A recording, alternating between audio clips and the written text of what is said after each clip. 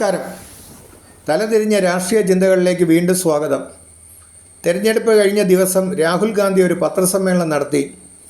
ഇന്ത്യയിൽ വളരെ വലിയൊരു ഷെയർ മാർക്കറ്റ് കുംഭകോണം സംഭവിച്ചിട്ടുണ്ട് എന്നൊരു വിവാദമായ പ്രസ്താവനയും നടത്തുകയുണ്ടായി. ഇന്ത്യയിലെ പ്രമുഖ മാധ്യമങ്ങൾ പക്ഷേ ആ വാർത്തയ്ക്ക് വലിയ പ്രാധാന്യം നൽകിയില്ല. അതിനൊരു കാരണമുണ്ട്. ഷെയർ മാർക്കറ്റുകളിൽ സാധാരണ സംഭവിക്കുന്ന ഉയർച്ചയും താഴ്ചയും മാത്രമാണ് അതെന്ന് അവർ കണക്കാക്കുന്നു. രാഹുൽ ഗാന്ധി പറഞ്ഞ മറ്റൊരു പ്രധാനപ്പെട്ട കാര്യം എക്സിറ്റ് പോളുകൾ പുറത്തു വന്നപ്പോൾ ഷെയർ മാർക്കറ്റിൽ സംഭവിച്ചിട്ടുള്ള വൻ കുതിപ്പാണ്. റിസൾട്ട് വന്നപ്പോൾ ഷെയർ മാർക്കറ്റ് തലകുത്തി വീഴുകയും ചെയ്തു.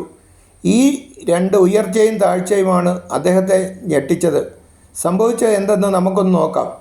എക്സിറ്റ് പോളുകൾ പുറത്തു വന്നപ്പോൾ അവ നരേന്ദ്രമോദിക്കും ഗവൺമെൻറ്റിനും വലിയ വിജയം പ്രവചിക്കുകയുണ്ടായി.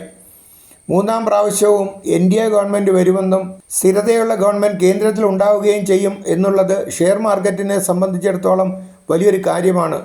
ദുർബലമായ ഒരു കൂട്ടുകക്ഷി മന്ത്രിസഭയേക്കാൾ അവർ താൽപ്പര്യപ്പെടുന്നത് അതിശക്തമായ ഏകകക്ഷി ഭരണമാണ്. ബി.ജെ.പിക്ക് 2/3 ഭൂരിപക്ഷത്തിനും മുകളിൽ ജയിക്കുമെന്ന് എക്സിറ്റ് പോളുകൾ പറഞ്ഞത് ഇന്ത്യൻ ഷെയർ മാർക്കറ്റിന് ഒരു പോസിറ്റീവ് സിഗ്നലാണ് നൽകിയത്. അതിൻ്റെ ഫലമായി ഷെയർ പ്രൈസുകൾ കുത്തനെ ഉയർന്നു. ഷെയർ പ്രൈസുകൾ ബാഹ്യ രാഷ്ട്രീയ കാരണങ്ങൾ കൊണ്ട് ഉയരുന്നതും താഴുന്നതും സ്വാഭാവികമാണ്. ഇനി അത് ഇടിഞ്ഞതിൻ്റെ കാരണം കൂടി നോക്കാം. കോൺഗ്രസിൻ്റെ നേതൃത്വത്തിലുള്ള ഒരു മന്ത്രിസഭ വരുമോ എന്നൊരു തോന്നൽ തിരഞ്ഞെടുപ്പ് ഫലപ്രഖ്യാപനത്തിൻ്റെ മധ്യഭാഗത്തുണ്ടായിരുന്നു. അതിൻ്റെ ഫലമായി ദുർബലമായ ഗവൺമെൻറ്റാണ് വരുന്നതെങ്കിൽ അത് വ്യവസായ നയങ്ങളെയും വ്യവസായങ്ങളെയും ഫോറിൻ ഇൻവെസ്റ്റ്മെൻറ്റിനെയും കാര്യമായി ബാധിക്കും എന്ന് വിപണിക്കറിയാം. ഇന്ത്യൻ വിപണി ഇപ്പോൾ ബി.ജെ.പിയുടെ സ്ഥിരതയുള്ള ഗവൺമെൻറ്റിനെയാണ് താൽപ്പര്യപ്പെടുന്നത്. കോൺഗ്രസിനോടും അതിൻ്റെ സഖ്യകക്ഷികളോടും പ്രത്യേകിച്ച് കൂട്ടുകക്ഷി മന്ത്രിസഭയോട് ഇന്ത്യൻ വ്യവസായ ലോകത്തിനും ഷെയർ മാർക്കറ്റിനും താൽപ്പര്യമില്ല. അതാണ് ബി.ജെ.പി പോലും പ്രതീക്ഷിക്കാത്ത റിസൾട്ട് വന്നപ്പോൾ മാർക്കറ്റ് നെഗറ്റീവായി പ്രതികരിച്ചത്. മറ്റൊരു രീതിയിൽ പറഞ്ഞാൽ രാഹുൽ ഗാന്ധിയോടും അദ്ദേഹത്തിൻ്റെ കൂട്ടുകക്ഷികളോടും ഇന്ത്യൻ വ്യവസായ ലോകത്തിനും ഷെയർ മാർക്കറ്റിനും ഇപ്പോൾ യാതൊരു താൽപ്പര്യവുമില്ല എന്നത് പച്ചയായ സത്യമാണ്. ഷെയർ മാർക്കറ്റ് ഇടിവിൽ പ്രതിഫലിച്ചത് രാഹുൽ ഗാന്ധിയുടെ മോശപ്പെട്ട പ്രതിച്ഛായയാണ്. ഇന്ത്യ സഖ്യത്തിൻ്റെ ഇമേജ് മോശമാണ് എന്ന് മറ്റൊരു രീതിയിൽ ഷെയർ മാർക്കറ്റ് നമ്മളോട് പറഞ്ഞു തന്നു. സ്വന്തം കഴിവുകേടുകളും മോശം ഇമേജുകളും മറക്കാൻ വേണ്ടിയാണ് രാഹുൽ ഗാന്ധി JPC അന്വേഷണം ആവശ്യപ്പെട്ടത്. അദ്ദേഹം പറഞ്ഞ ഏറ്റവും പ്രധാനപ്പെട്ട കാര്യം എക്സിറ്റ് പോളുകൾ നടത്തുന്ന കമ്പനികളെ പിടിച്ച് അകത്തിടണമെന്നാണ്. അപ്പോൾ ന്യായമായ ഒരു സംശയം ഉയർന്നു വരാം. കേരളത്തിൽ എക്സിറ്റ് പോൾ നടത്തിയ ഏക ഏജൻസി മനോരമ ന്യൂസാണ്. UDFൻ്റെയും രാഹുൽ ഗാന്ധിയുടെയും വിജയത്തിന് വേണ്ടി ഇത്രയധികം വിയർപ്പൊഴുക്കിയതും വിഷമിച്ചതുമായ മറ്റൊരു ന്യൂസ് ചാനലും ഇവിടെയില്ല. ന്യായമായ ഒരു ചോദ്യം ഉയരുന്നു. മനോരമ ന്യൂസിൻ്റെ ആളുകളെ പിടിച്ച് ഇതുപോലെ ജയിലിലിടണമെന്നാണോ രാഹുൽജി അപ്പോൾ ഉദ്ദേശിക്കുന്നത്? അപ്പോഴാണ് മറ്റൊരു പ്രധാനപ്പെട്ട കാര്യം കൂടി ചർച്ച ചെയ്യേണ്ടി വരുന്നത്. മനോരമ ന്യൂസ് എക്സിറ്റ് പോളിലൂടെ UDFന് വിജയം പ്രവചിക്കുകയും UDF മാത്രമേ ജയിക്കുകയുള്ളൂ എന്ന് നമ്മോട് പറഞ്ഞു തന്നു. അപ്പോഴാണ് രസകരമായ ഒരു കാര്യം കാണുന്നത്. മനോരമയുടെ പ്രവചനവും യഥാർത്ഥ വോട്ട് നിലയും നമുക്കൊന്ന് വിശദമായി പരിശോധിക്കാം. ആലപ്പുഴയുടെ ചിത്രം നമുക്ക് ആദ്യം തന്നെ നോക്കാം. സർവേയിൽ ശോഭാ സുരേന്ദ്രന് കിട്ടിയത് 22.7%, ആരിഫിന് 32.7%, KC വേണുഗോപാലിന് 43.8%.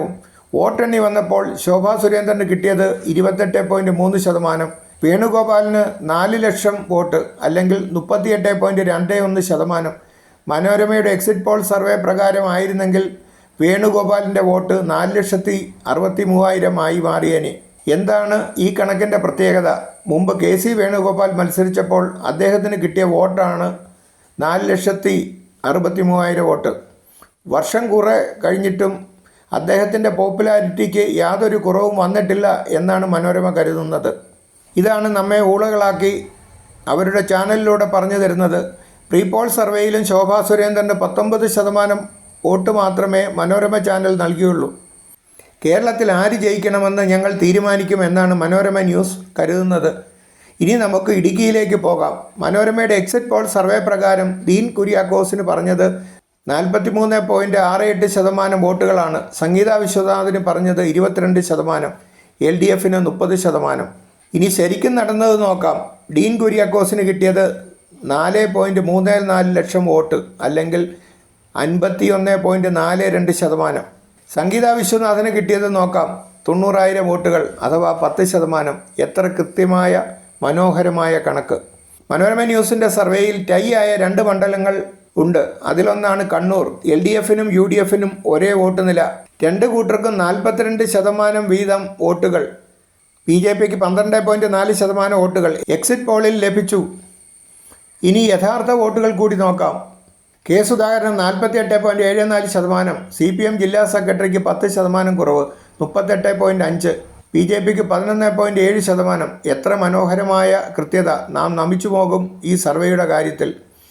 തൃശ്ശൂരിലെ പ്രീ പോൾ സർവേയിലും എക്സിറ്റ് പോൾ സർവേയിലും മനോരമ ജയിപ്പിച്ച സ്ഥാനാർത്ഥിയാണ് കെ മുരളീധരൻ. 2 സർവേകളിലും സുരേഷ് ഗോപിക്ക് ഒരു സാധ്യതയും മനോരമയുടെ സർവേ കണ്ടില്ല. 3-ാം സ്ഥാനവും കൽപ്പിച്ചു നൽകി, 28% വോട്ടുകളും. പക്ഷേ ജനങ്ങൾ തോറ്റുപോകാൻ വിധിച്ചത് മുരളീധരനോടായിരുന്നു. രാഹുൽ ഗാന്ധിക്ക് ഈ സർവേകളോട് ഭ്രാന്ത് തോന്നാൻ ഒരു കാരണം കൂടിയുണ്ട്. മനോരമയുടെ സർവേ പ്രകാരം വയനാട്ടിൽ രാഹുൽ ഗാന്ധിക്ക് 50% വോട്ടുകൾ മാത്രമേ ലഭിക്കുകയുള്ളൂ എന്നാണ് പറയുന്നത്.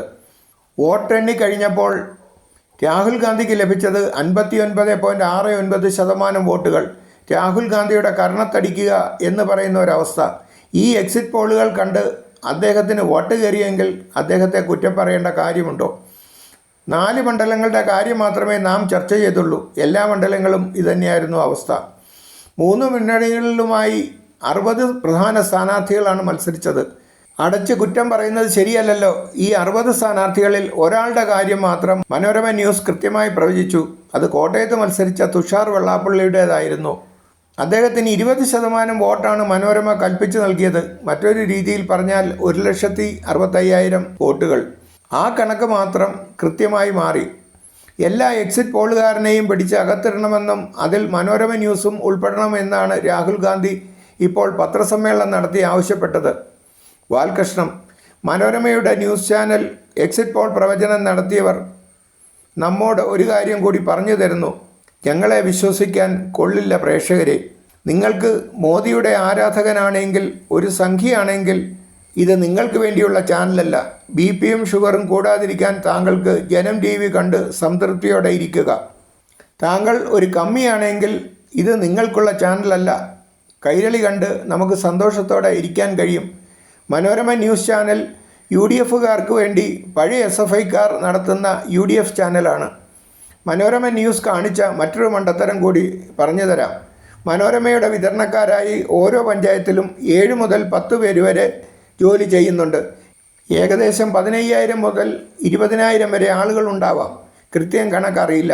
VMR സർവേക്ക് പകരം അവരോട് ആവശ്യപ്പെട്ടിരുന്നെങ്കിൽ ഇതിലും കൃത്യമായ ജനഹിതം അവർ മനോരമയ്ക്ക് നൽകിയേനെ. കാരണം അവരെന്നും ജനങ്ങളുമായി ബന്ധപ്പെടുന്നവരാണ്. എക്സിറ്റ് പോൾ എന്ന ചടങ്ങ് നടന്നത് ഏപ്രിൽ 26-നാണ്. ഫലം പ്രഖ്യാപിച്ചത് ജൂൺ 2-നും. അത്രയും സമയം കൊണ്ട് ഒരു 80% കൃത്യമായ ഒരു പ്രവചനം നടത്താൻ മനോരമ ന്യൂസിന് കഴിയുമായിരുന്നു.